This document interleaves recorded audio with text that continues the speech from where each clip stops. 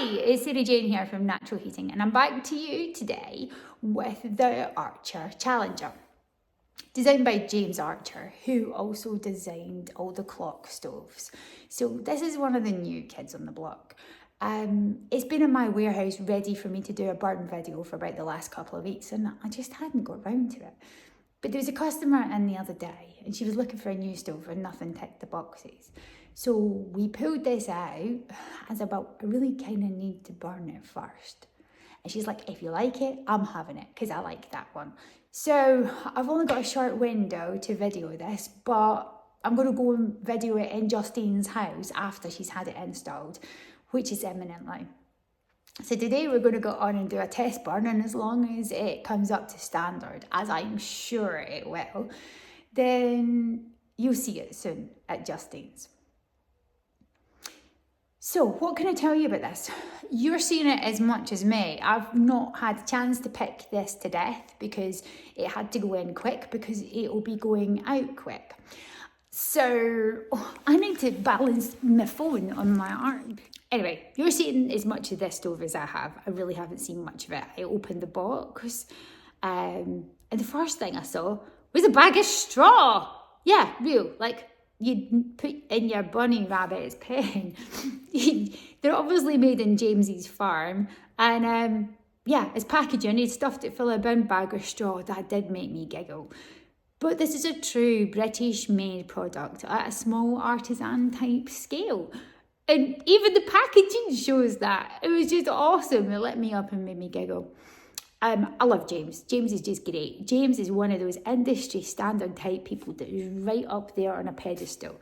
He's one of the gods of stoves to me. He knows everything about everything, and he's such a nice guy. It's always a pleasure to spend time with him. So I'm really looking forward to burning his new stove. I haven't learned all the specification on this, and you're doing hands-on with me. And my first look at it, we've literally just plugged it in to go and do plug and play. So I don't know all the specifics, but we'll learn them as we go along. It won't be long before we find out. So first thing we're going to do is open the door and light a wee fire. Right, so first thing first is the door handle. The door handle is low down but has a lovely feel to it and a really good big long grip. That handle is going to be a full 6-inch length, and you can really get your mitts round it for a good grip. It's low down, and for some people maybe lower than you might like, but you know what, I don't have a problem with that. It's smooth and it's easy to open. It's not too much pressure. I think most people will be able to work that. Certainly a lot easier than a rotating handle if you've got bad hands. It does have adjustable feet on the inside. Now, do ignore these metal bracket things. That's where it was bolted onto the pallet. And because this stove is going back out in the next 24-48 hours, we're going to put it back in the pallet and bolt it down for transit with the fitters when they take it to site. So I've not taken them off. I'm just going to leave them where they are. So I've got my kindling and my cup of tea, which is now cold because I've been speaking on the phone to YouTubers. Do you know what? It's always a pleasure to be able to help people. Even if you do make my tea cold, I'll forgive you. So, good handle, 2 air controls. I believe this one is the primary, which is your bottom air. And this one is your secondary, which is the top air. Now, you can hear everything in here. You hear a pin drop.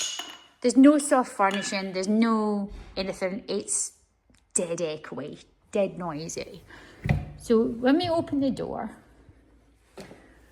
there's a pair of gloves. And there is a seriously robust grate.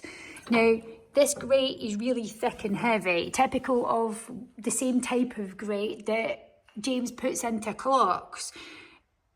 Built like a brick outhouse. It's solid and built to last. And this is a multi-fuel stove. Always check your ash pan with the new stove, because often there's something in it. And in here, we've got an ash pan too.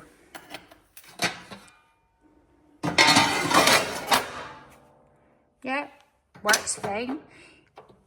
If I'm being super critical, I'd like to see that stay straight rather than have a bend in it, because it'd be easier to lift if it stays straight, which would probably be a shortening of this bit here back half an inch. I'm being majorly picky. There's nothing wrong with that at all. It's a decent length tool. This is a heavyweight tool. That ash pan tool weighs a ton. But for some people, that angle on the wrist for ash pan removal could be a little bit awkward. But other than that, it's a solid, robust looking stove. It's got a convection top, so it's layered, which means it should heat the room faster and push lots of heat out of the body forwards. I don't think the distance to combustibles are great. I think it's mainly meant for fireplace openings. We'll look at that bit later. Meantime, what I'm going to do is lay a fire in the inside of this stove. Now we know there's nothing in the ash pan. And get it up to temperature. So I believe my air is open. Now, I've been getting a lot of phone calls about people that are struggling with back smoking or getting their stove up to temperature.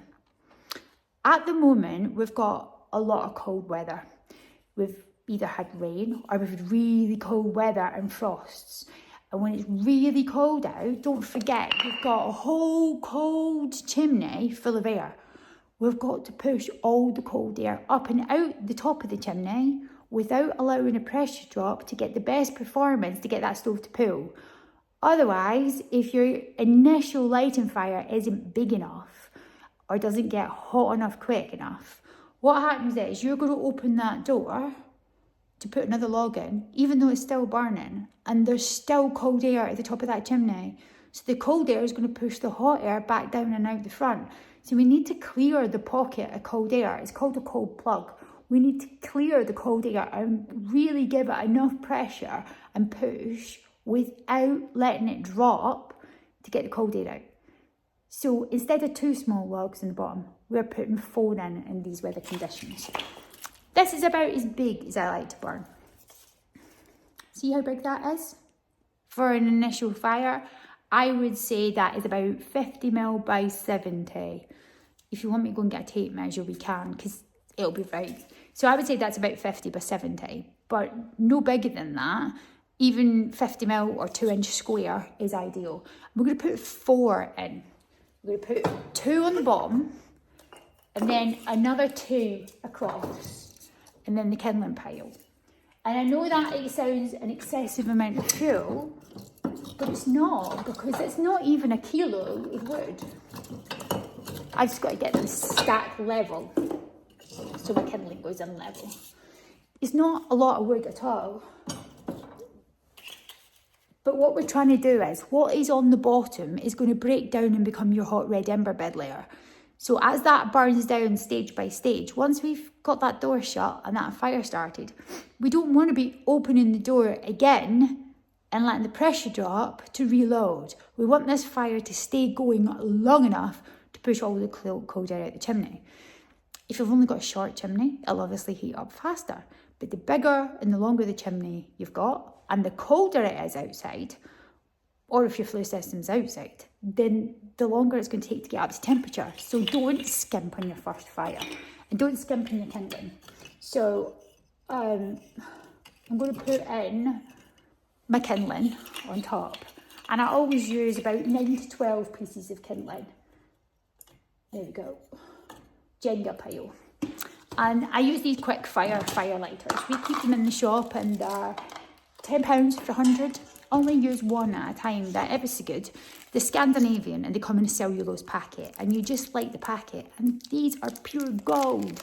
I far prefer them to them twizzly wood fibre things, because these burn hotter and faster and cleaner, and everything just gets up to temperature a lot quicker with these. So I swear by these, I really do. They are on our website. You can buy them for going in the post. Loads of customers locally come in and pick them up. It's always nice to see you when you come in to visit. And then I'm going to have a crunch in a minute. Okay, I'm trying to do this and watch you at the same time, because everybody doesn't like the back of your head, do they? Right, so there we go. This is not a small stove. Right, so this is not a small stove. Internal depth is about 9 inches or 230 mil. And should have measured it before loading it, shouldn't I?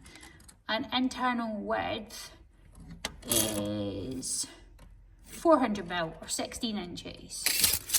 Plenty of space in that firebox.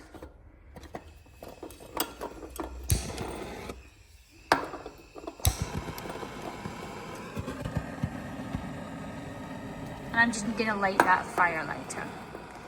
And you see, it doesn't take you don't need a blowtorch to light it. It's just because I'm holding the phone with one hand and the blowtorch with the other.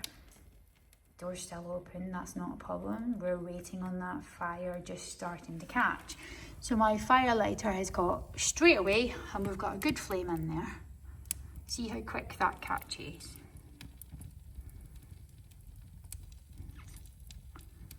Right. So the kindling's starting to take well already. These are really quick and they're really good and they just don't smell. So I've got my door slightly ajar, yeah, to create lots of up pressure. And what I'm going to do now is just wait. So that's just going to burn away and I'm going to drink my cold tea.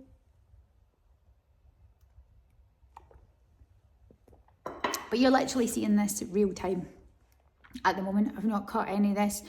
Every time I've stopped it, I've immediately turned it back on. Your face, just so that you can see me and what is actually happening. And what you will see is that kindling pile will catch layer by layer by layer. And I don't want to shut the door until my first lot of logs are on fire.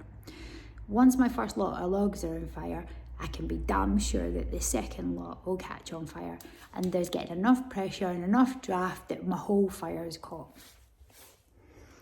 I know this video is about the Challenger, but I've had several phone calls today from you lovely people who just need some help with fire lighting. So it's a bit of fire lighting video too, because I think you need it. I know you do, because you keep asking me. So you'll see, let me just flick it back up. Right, see how fast that fire has developed. My first layer, my second layer, and my third layer of kindling is on fire. And it's about to start catching these logs. In fact, it has caught the logs, it's catching the logs in the middle. But let's just watch that for a minute or two. And you see how quick this is developing. Now these are kiln dried birch. If you've got oak or heavy logs or ash or all these things will burn, of course they will, but they take a lot of heat to get going. Sometimes, if your logs are bigger, harder logs, it's just worth buying some kiln dried birch and splitting them into small logs just for fire lighting, because nobody needs the aggro of back smoking or repeated attempts at lighting a fire. See, these are starting to catch quite well now already. It's only been a minute or two. All the structure of my kindling is still there. But look how much flame I've got from one fire lighter in something like 75 seconds. Even my bottom logs are now going on fire. So I'm going to wait on that catching just a little bit more, and then I'm going to shut that door. Because having read the manual on this, it wants a good established fire before you shut the door. That's fair. A lot of stoves do. Now, I can already feel that heat coming through the glass. So it's picking up nicely. And if I can just zoom that on there. You see those logs are really catching and pulling away. That's my base layer of fire. I'm going the wrong way.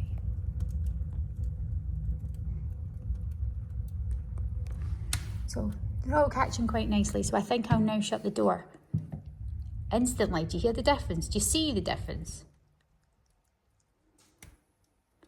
See how it's gone back? That black wispy stuff in there. It's not ready yet. I'm going to give that a little bit longer to heat that up. And I'm also going to go and check the manual because I can't actually remember if these air vents are open or shut. But then again, I don't know the fire yet either. Right, you may have seen my warped sense of humour coffee mugs that we have in here, which we are going to put on the website, but all our local customers that were fitting new stoves for get one of these. And this is just my bad sense of humour. RTFM, read the bleeping manual. Right, okay. A lot of the answers are usually in the manual for why people get problems. So secondary air. Secondary air is your top air that works from the top down. And your primary air is the bottom air that you need for lighting a fire. Wood controls... Burn wood from the top down. So you control wood on the secondary air, which is your top air. And solid fuel you control on the bottom, because coal burns on a coal grate, so burns from the bottom up. So you do all the control for your wood on the top air, and all your control for the coal, typically, on the bottom air. But when you light the fire, we've got both air controls fully open. And I was kind of right in my thinking, I had them back to front, because these air controls are backwards compared to most of them. Usually I'm left to right, lefty-lissy, righty-tighty, lighty, but anyway. Usually on most stoves, on just about everything, but not clocks, I guess. Most of the air controls are shut on the left and they're open on the right. These ones are open on the left and shut on the right. Figures. So it tells us here that the right hand air control is the primary and the left hand is the secondary. So I'm left-handed, so the one that I'm going to be doing all my control on is on this side. But until this stove is adequately heated up, you have them both open. We've only been a few minutes and we've got a properly established fire in there. Do you see that? My kindling fell against the glass, that's what that black mark is, but that should burn off when it gets up to temperature. Now my stove is already starting to heat up and the paint is starting to go off. And that looks a bit weird with that smoke coming out that vent, but it's the inner casing, the paint is going off, not the outer casing. That's why it always tells you to have a couple of small fires before you have a main fire. This isn't the stove leaking, it's just the paint going off. All right, so no panic on that one. Looks like it's pumping away. It's fine, the clocks do that too. The paint just takes a bit to go off. And you'll see, yeah. Right, so I've currently got both the primary and secondary air vent open. And now we've established our fire. We shouldn't need the bottom air anymore. We should only need the top air for combustion. And that really is whacking the heat out very, very quickly. I'm sat 6, 12, 18 inches away from that fire. And it's bloody cold. It's getting nice and warm already. I can really feel it rocking the heat out. I knew it'd cut his stuff. And you know what? This heats up a hell of a lot quicker than what the clock does. The heat coming out the front of this fire is so much faster than what the clock normally does. That's not to say the clock isn't a good stove. It is a good stove. This is just a different, but it's basically from the same designer. So I don't expect it to be much less than gold standard because James made it. Now the baffle is pulling away. Well, the inside is pulling away nicely. The carbon is starting to burn down off the baffle. It's all starting to clear and go nice and cream coloured. It's a heavy baffle with vermiculite bolted to the inside of that, so that's not just going to break and disintegrate. The sides are fully aligned from top to bottom. Don't know if that door handle is going to get hot or not. I guess we're just going to have to see. Some of them do, some of them don't. It's not the end of the world. But for now, that's going to be our first look, I guess, at the Challenger. Today's job is literally just going to be get her burnt in, get the paint smoked on, and once it's had a couple of small fires or it's burnt in, then it will be going in Justine's house and I get to go on site and do a video. So that will be coming just soon. Now, it's not up to temperature yet, but to turn it down, oh yeah, nice, quick, wow. Impressive, very impressive. That's the first time I've done that. You're watching this with me. This is quite literally real time, and I'm going to leave this video pretty much uncut. What is on the bottom and the inside is going to be your red ember layer. Mike Howard, this is just for you and what we were just discussing. So, see those 4 small logs, and they're all on fire. As this breaks down over the next 20 minutes or so, this is going to make your red ember layer.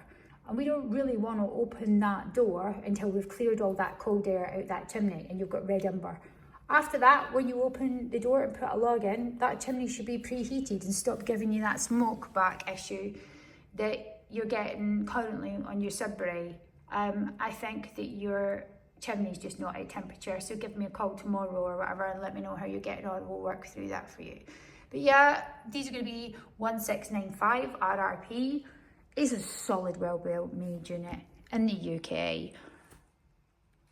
And I think these are going to be amazing. From what little I've seen of it so far, I'm impressed. So my bottom air is shut. This is top air only.